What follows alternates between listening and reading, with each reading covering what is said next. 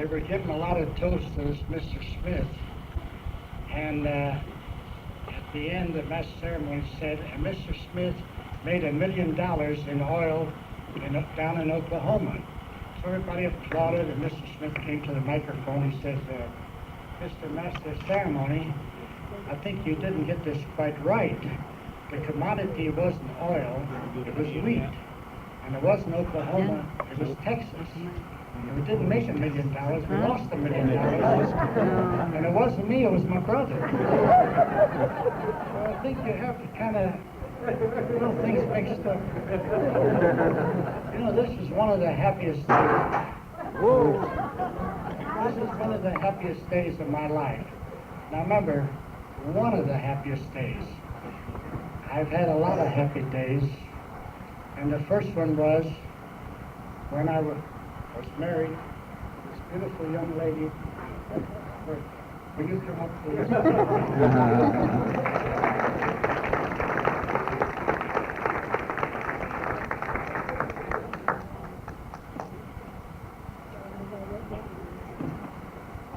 Honey, I want to present you with this gift.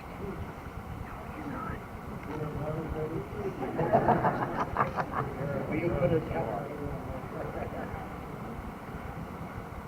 This is for being my pal, my cook, my babysitter, my nurse, my lover, my seamstress, my hostess, my companion, my laundress for the last 50 years.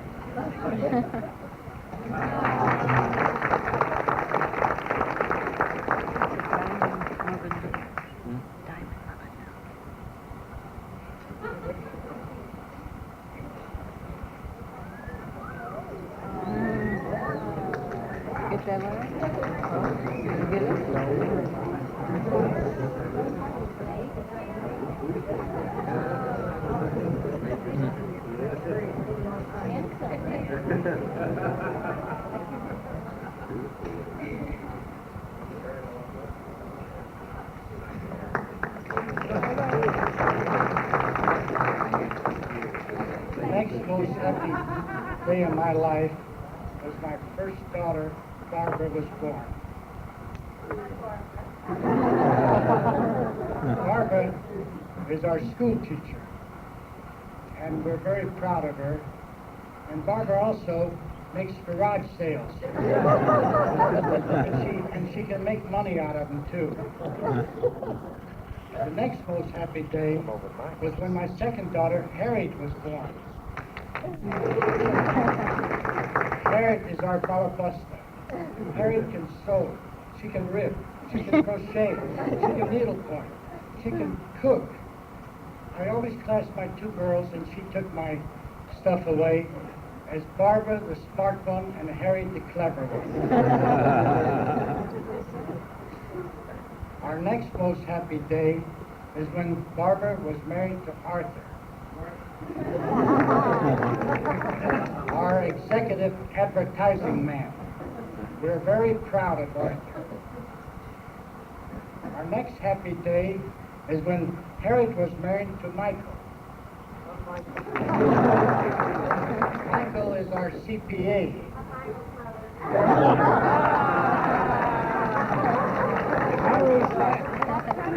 Everybody wants to get into the act.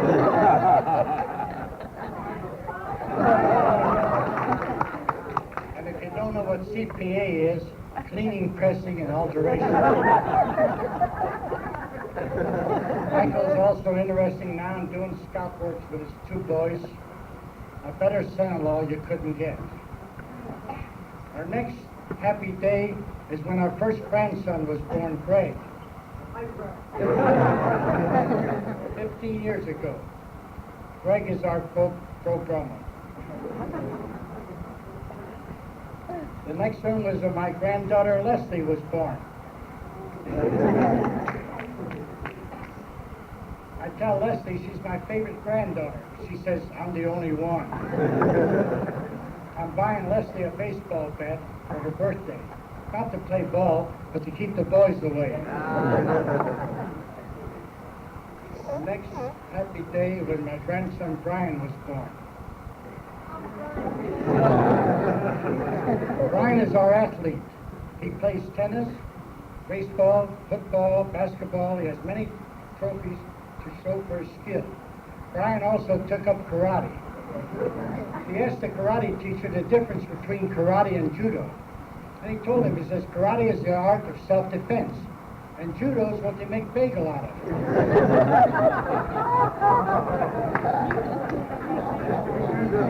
Next is when our youngest grandson was born, Gary. Gary is our musician. Gary plays the drums, and someday he'll be another Gene Krupa. Our next was when Greg was bar mitzvah. Greg is now treasurer of the AZA Harry Truman chapter, and someday he'll follow the footsteps of a great president and be president of AZA. Our next happy day is when our granddaughter Leslie was bat mitzvah. Leslie plays the flute in the school orchestra.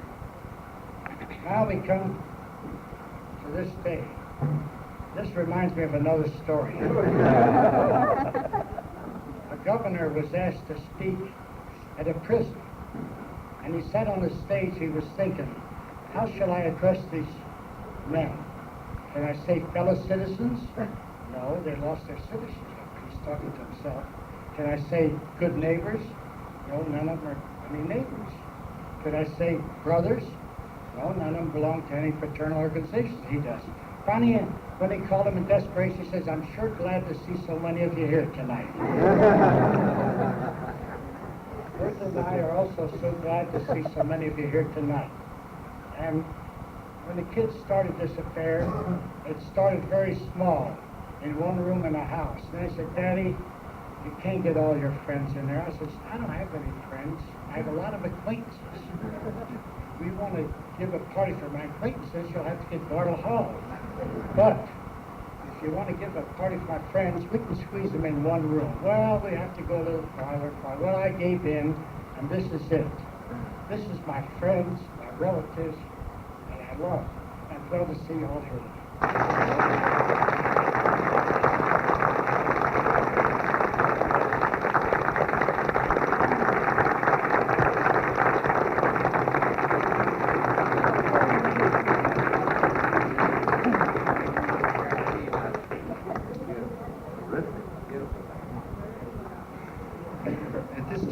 At this time, we would like to introduce the many out-of-town guests that have come especially for this occasion. And would you please rise again? Auntie Fanny Fogel.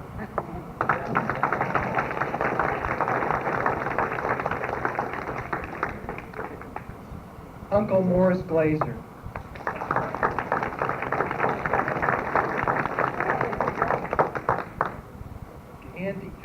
Auntie Fanny is from Dallas, and Uncle Morris is from Washington, D.C.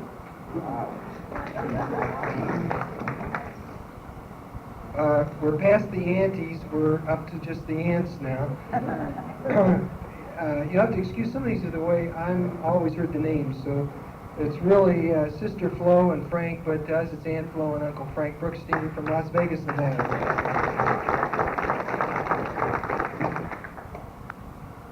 Cousin Bill and Esther Fogel from Dallas. Cousin Pearl and Julius Jacobson from Waco, Texas. Cousin Harry and Florine Klein from Springfield, Missouri. Cousins Sherman and Ruth Pittell from St. Joseph, Missouri. Cousins Mel and Rita Glazer from Tulsa, Oklahoma. And Cousin Bill Shapiro from Decatur, Illinois.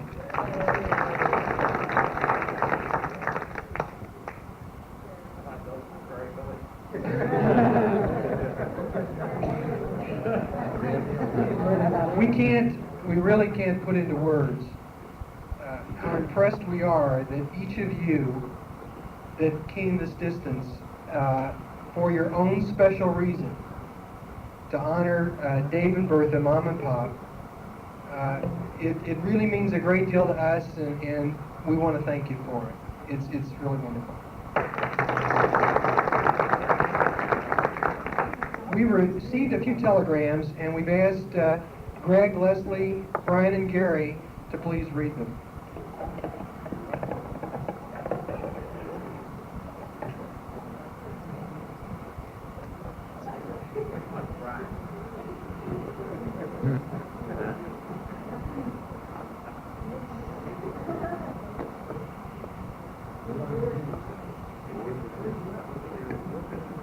Dear Dave and Bertha, I can't always predict the weather, but I can predict many more happy anniversaries. Signed, Cheryl Jones. Dave and Bertha, yours certainly is a perfect union. Any suggestions for mine? Signed, George Meany.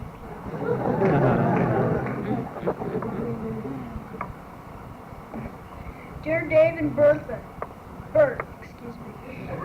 We know there's nothing Dave wouldn't do for Bertha, and nothing Bertha wouldn't do for Dave. In fact, you've spent 50 years doing nothing for each other. Signed, Rosemary and Jim.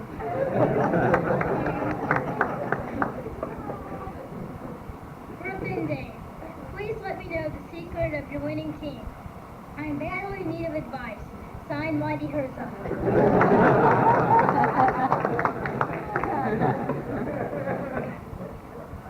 To the Pittells, your marriage is certainly a love match. I could use some lessons. Signed, Jimmy Connors. Dear Bertha and Uncle Dave, Mazel Tov on your 50th wedding anniversary. Sorry I cannot be with you to join in the celebration. Our thoughts are with you. Signed, Modest and Audrey Greenblatt.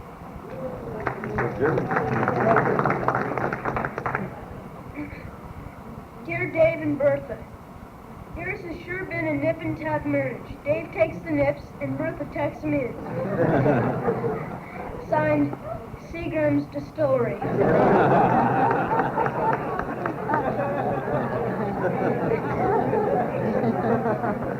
the dear David Pittell, I strongly believe that because you stuck together for 50 years,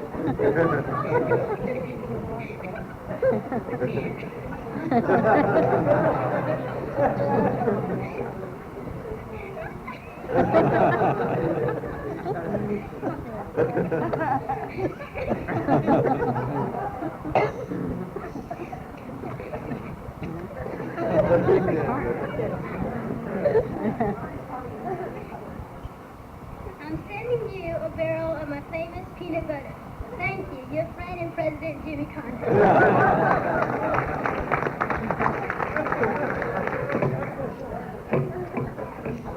Dear Bertha and Dave, if you need any help with foreign affairs, I'm still available. Signed, Henry Kissinger.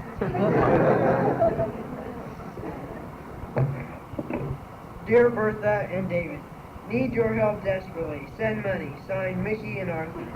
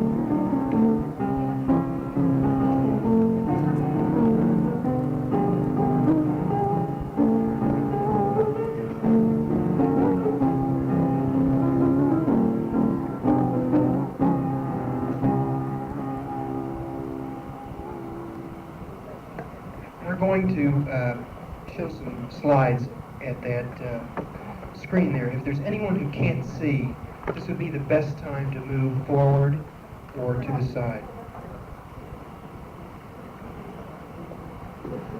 if you'd like. I'd like to introduce the Pittell sisters.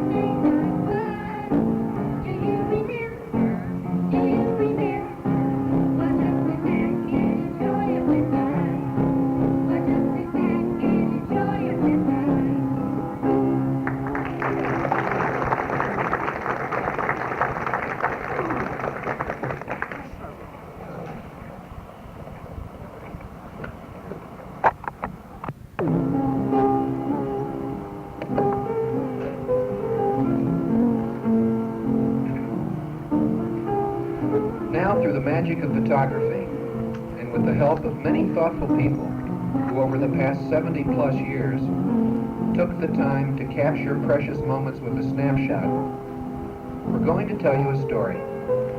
No, it's not a commercial for Kodak. It's a love story. A story of hard work and dedication. And it's the story of good times.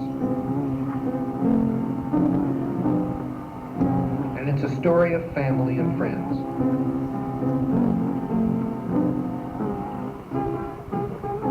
The story begins many years ago in a city a few miles east of Lawrence, Kansas, a few miles northwest of Harrisonville, a few miles west of Lexington. Here in Kansas City, Missouri, Lena Pearl and Wolf Glazer proudly announced the birth of their 7th child, Bertha Ida. Meanwhile, in a city a few miles north of Pompianici, a few more miles north of Piotrko Trudnowski, and just a short walk from Zunska Volva, in Lutz, Poland, another event takes place.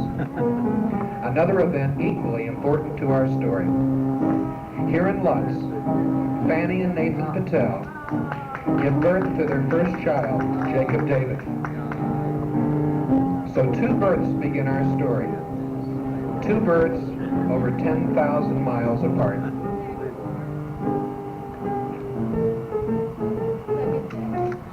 This is Jacob David and his mother. In either his first dress or his last dress, the historical records are not quite clear on this point. But regardless, the family soon moves to the United States, and as you can see, quickly becomes Americanized. That's Dave and Rose and their parents. And notice Rose's hairdo. You'll see it become even more stylish a few years later.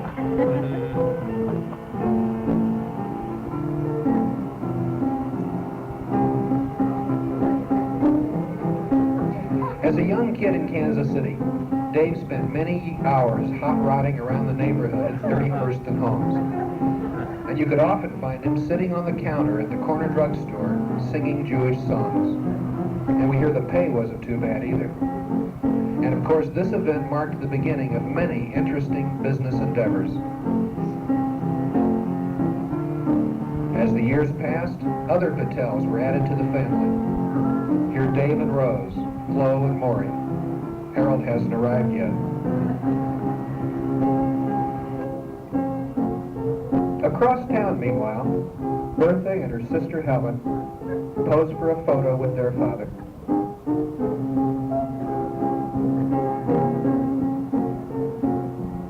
Now, while Dave's interest in business was growing, Bertha and Helen were far more theatrical. But their theatrical career really never got off the ground. In fact, it sort of went to the dogs.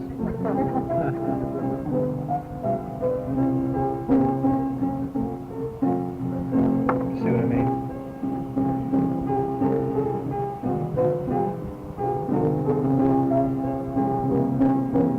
But as you can see, had fun anyway.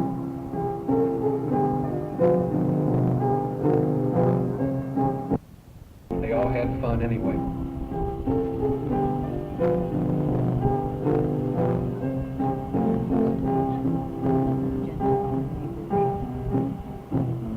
Always looking up to her older brothers and sisters, here's the baby of the Glazer family, Ruth, who just last week saw her son Steve become ordained as a rabbi.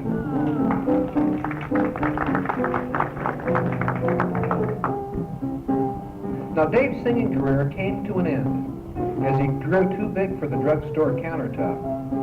And here he is in his ROTC uniform, beginning to take things a bit more seriously.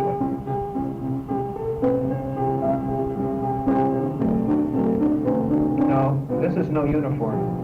This is just what every well-dressed young man wore in the 1920s. And if you look closely, you'll notice that the trademark mustache still has not yet made its first appearance. You remember we were talking about Rose's hairdo a few years before? Let's check that out. It's doing very well. And Dave doesn't look too bad either. But we haven't forgotten about Bertha. Bertha loved hats, even then. She really loved hats.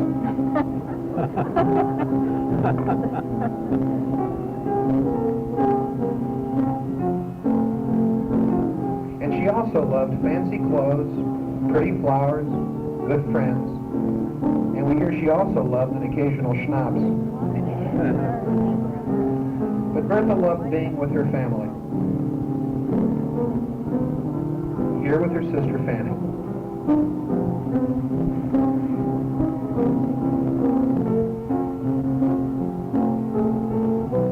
Here with her mother and her sister Minnie.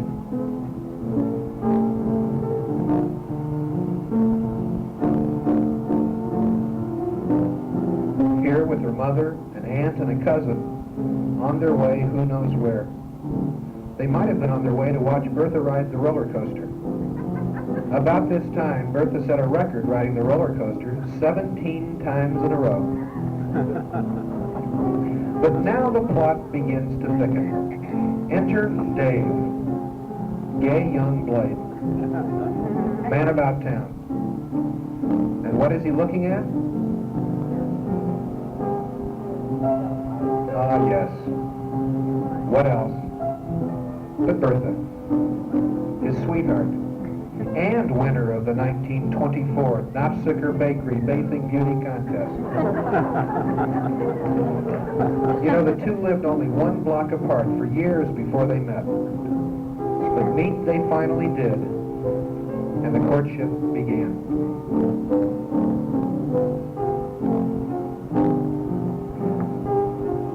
Doesn't Bertha look serene, sitting behind the wheel of this car? Well, she was serene, at least until she started the motor and promptly ran the car right into the nearest tree. And you know, she hasn't sat behind the wheel of the car since then. The courtship continues, and finally the couple becomes engaged. And then on June 12, 1927, Bertha and Dave are married in the Smedrick Agotal Synagogue at Linwood and Highlands.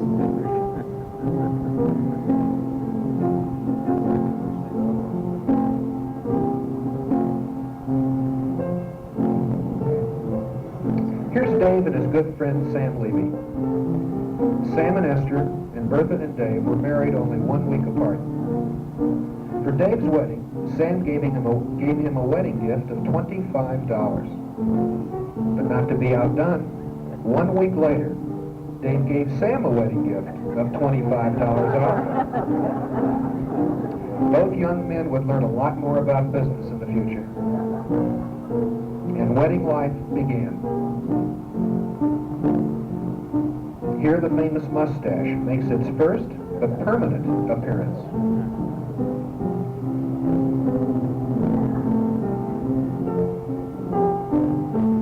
Now with Dave's mustache and Bertha's hats, The two really did cut a rug. Or they did their thing, as we might say today. The couple worked hard and enjoyed married life together. About this time, Dave was in the transfer business, which, as you know, is really the transportation business, which means that during those days, Dave was moving pretty fast.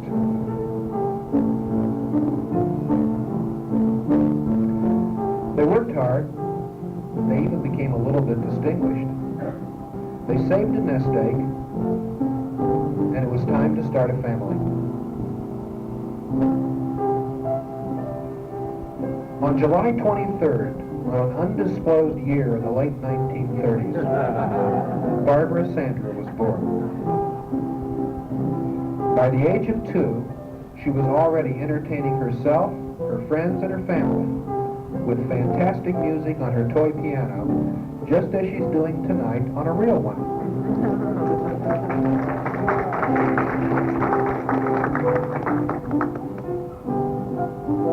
A few years later, October 11, 1941, Harriet Ray came into the picture. When Harriet learned to talk, she named herself Hattie. Well, Hattie and her invisible friend Coffee Newman, no relation to our cousins of the same name, would play together for hours. She was a happy little girl who loved to keep moving and go shopping, a trait Mickey's been trying to break for years. And the family grew.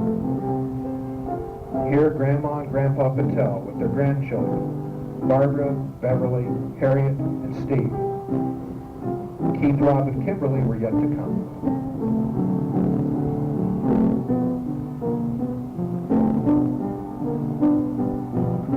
Here, the whole Pittell gang, Harold and Flo, Dave, Rose, and Maury.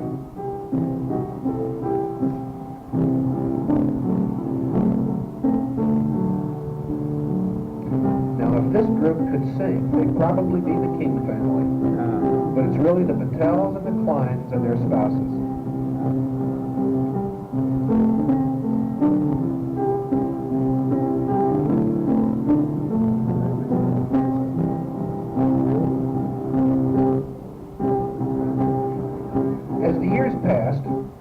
Dave becomes active in the Jewish community. Shown here at a board meeting at the DeForest Israel Synagogue at 35th and Paseo. And by the way, he's the one wearing a hat. He's in this photo with his father and his uncle Max Klein. Dave later would become president of this synagogue.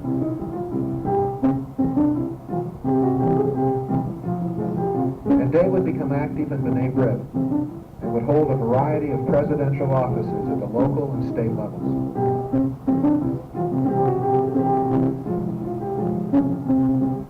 Active in the community and successful in business. Of course you remember the Brookside Bakery, home of the famous Lazy Daisy cake. And later, Pittell's Main Street Delicatessen, where thick corned beef sandwiches and frosty mugs of beer would work the kids' way through college.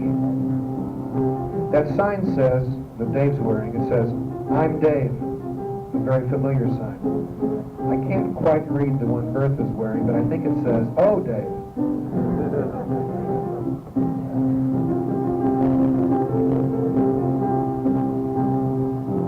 During those years of hard work, Bertha helped out at the store and raised their 2 daughters with love, support, and compassion.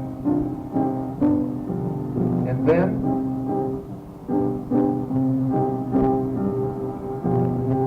June 14, 1959, Barbara and I were married in one of the first weddings to take place in the new KI Synagogue at Meyer and Rock Hill.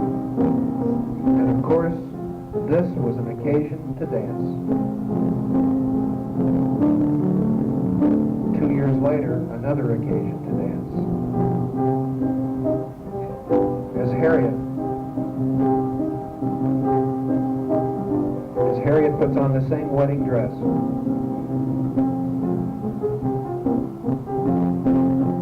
And walks down the same aisle with the same proud father on her arm.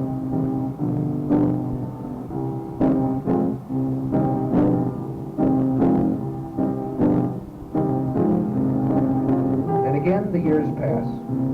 Here, Bertha and Dave on their 35th anniversary. No grandchildren yet, but that too would pass.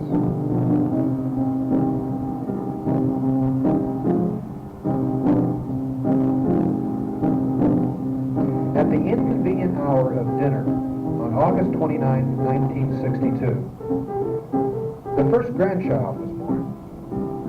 The family picnicked on corned beef sandwiches Dave brought from the store while they passed the time in the waiting room of the Baptist Memorial Hospital.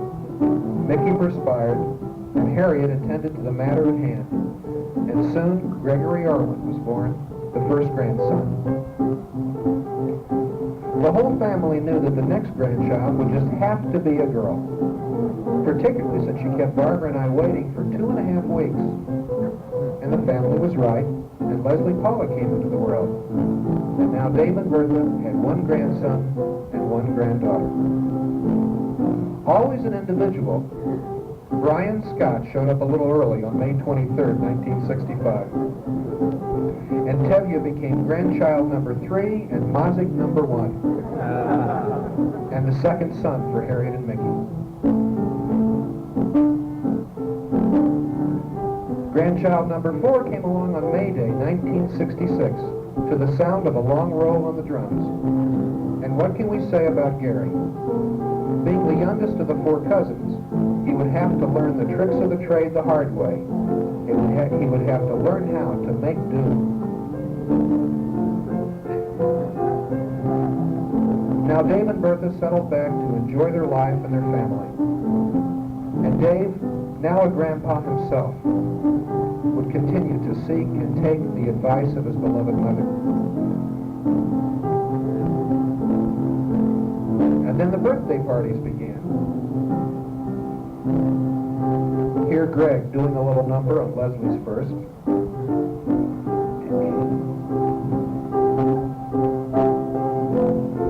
Here grandfather and granddaughter doing a little dance.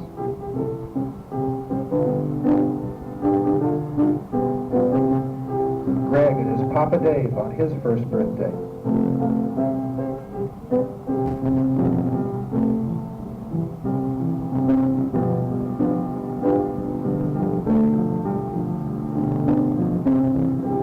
Leslie and Greg and cousin Steve in the corner.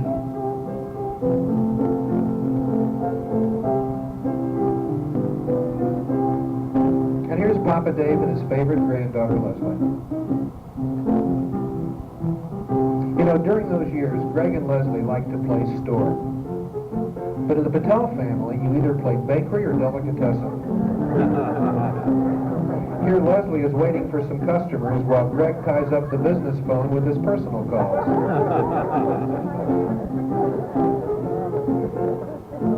As you might imagine, the 4 cousins become good friends. Each independent, distinctive, and individual in their own way.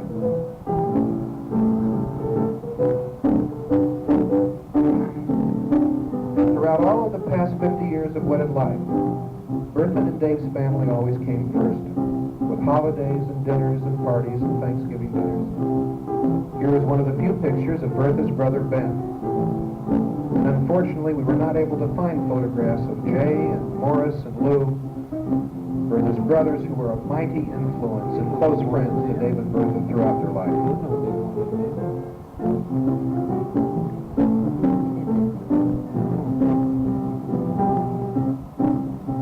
Saders, of course, the whole family got together and enjoyed each other's company.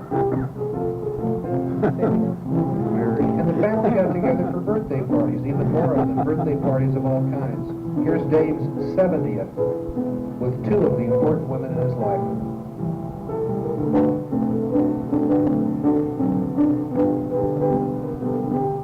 And this is last year's birthday party for Dave.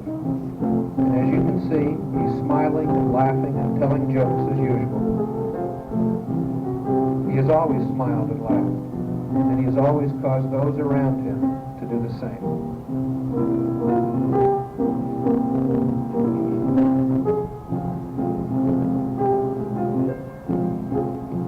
Dave. 50 years. They started out over 10,000 miles apart, but they've come a long, long way together. They loved each other and those around them. They have always cared for people. They have always turned that caring into meaningful action.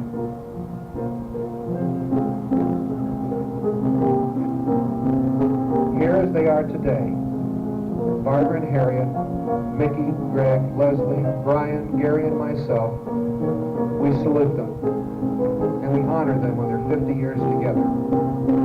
And we offer our almost inexpressible appreciation and admiration for the wonderful life they've lived and for the many, many ways they have contributed to the life of those around them. L'chaim!